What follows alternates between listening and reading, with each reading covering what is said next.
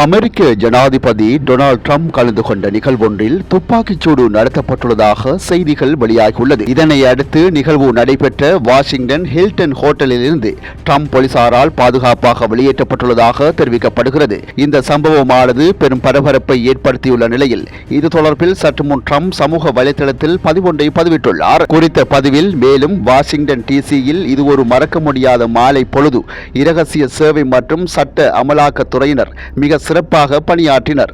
அவர்கள் விரைவாகவும் துணிச்சலுடனும் செயல்பட்டனர். துப்பாக்கிச்சூடு நடத்தியவர் கைது செய்யப்பட்டுள்ளார். மேலும் நிகழ்ச்சியை தொடரலாம் என்று நான் பரிந்துரைத்துள்ளேன். ஆனால் இது முற்றிலும் சட்ட அமலாக்கத்துறையினர் வழிகாட்டுதலின் படியே நடைபெறும். அவர்கள் விரைவில் ஒரு முடிவை எடுப்பார்கள். அந்த முடிவு எதுவாக இருந்தாலும் இந்த மாலை பொழுது திட்டமிட்டதை விட மிகவும் வித்தியாசமாக இருக்கும்.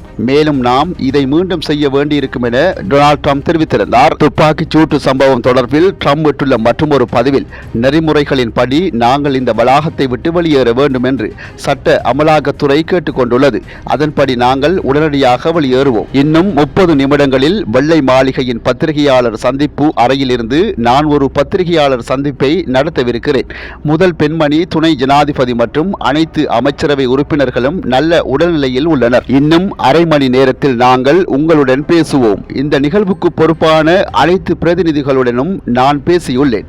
மேலும் 30 நிமிடங்களுக்குள் நாங்கள் இதை மறுதிட்டமிடுவோம் என குறிப்பிட்டுள்ளார். துப்பாக்கிச்சூட்டு சம்பவத்துடன் தொடர்புடைய சந்தேக நபர் கைது செய்யப்பட்டுள்ளதாக அவர் அறிவித்துள்ள நிலையில், கைவிலங்குடன் நபர் ஒருவர் கீழே விழுந்து கிடக்கும் வகையிலான புகைப்படம் ஒன்றை பகிர்ந்துள்ளார்.